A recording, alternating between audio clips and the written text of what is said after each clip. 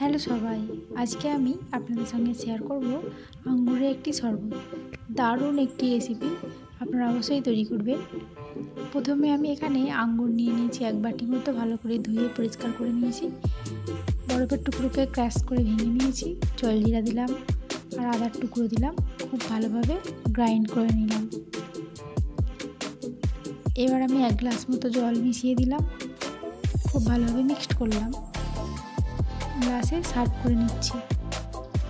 আপনারা অবশ্যই তৈরি করবেন, খুব ভালো খেতে, এই গরমে ভালো লাগবে।